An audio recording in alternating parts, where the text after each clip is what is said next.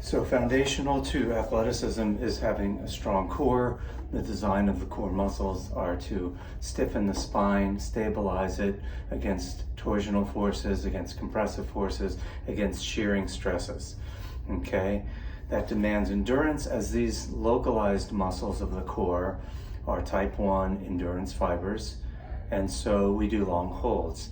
The rule now seems to be 10-second holds, repeating several times. 10 by 10 is probably the higher level of doing that. 10-second holds, repeat 10 times each of the poses that we do. I'm a fan of the earlier studies that had them do longer than that. So sometimes minute holds, 90-second holds. And I relate this to more of on the athletic side and high-level sports and high-level exercises where the demands might require core stabilization for a long time. An example would be a farmer's walk, where you're carrying 2 heavy loads on either side of you and you're walking a good length. You have to retain core stiffness. You can breathe, but you have to retain an endurance of core for longer than 10 seconds usually. So that's where I am with that, unioning the clinical experience, some earlier studies, the notion of a little bit on the periphery with athletes, and unioning that with the standard exercise that we know, the generalized recommendations for the general population. So there's something called the McGill Big 3, and they look like this. First we have the McGill curl up. So we place our hands in the arch of the lower back. I'll do it at an angle here. Arch of the lower back, one leg straight and staying on the ground, the other leg bent. We traverse our elbows up towards the sky. We tuck the chin and hover the head. We hold 10 seconds, bracing our core.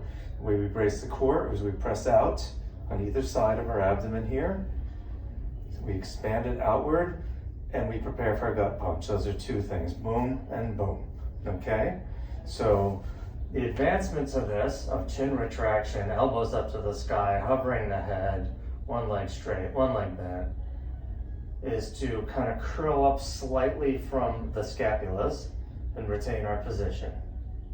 Okay, we might have discussed some advancements of this, of elevating the straight leg off of the ground slightly, and maybe even lifting slightly on the planted foot, while still maintaining the arch, still bracing the core, still making sure that the majority of what we're feeling is in the abdomen.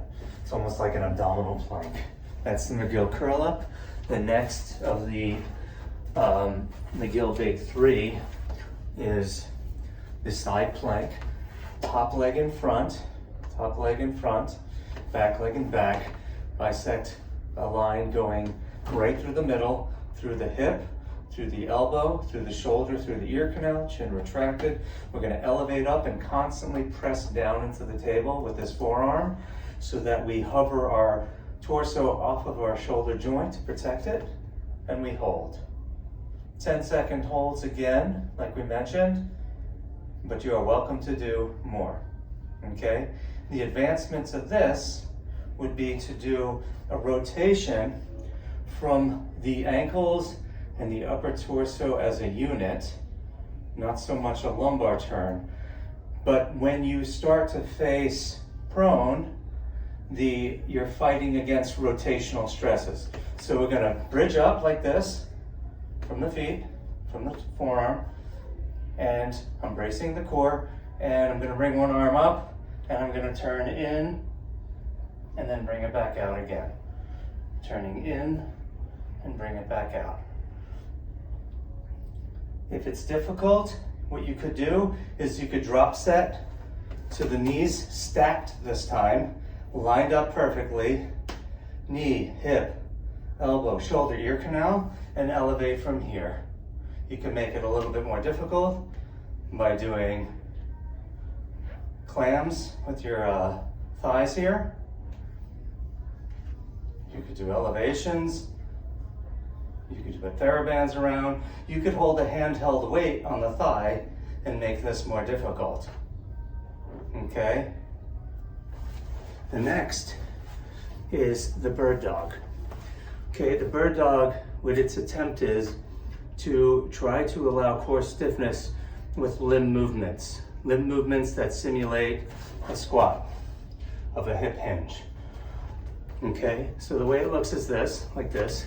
You go ahead and find neutral position by rounding the back and then hyper-arching, and then you find that neutral territory where you're still maintaining the lordotic natural curve.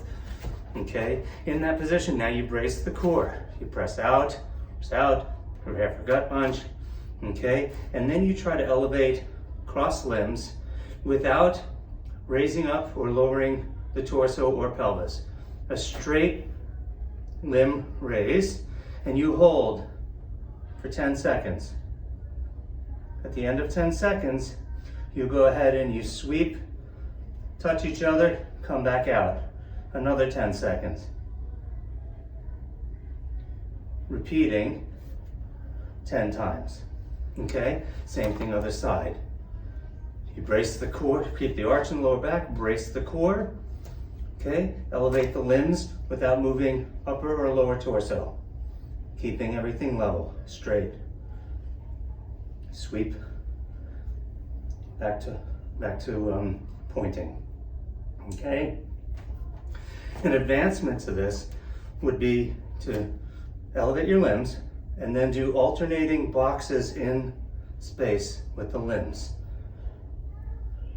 I go down, I go out, I go up, I go across midline, I go down, I cross midline again, I go up, cross midline, down, alternating rectangular boxes in space. Okay.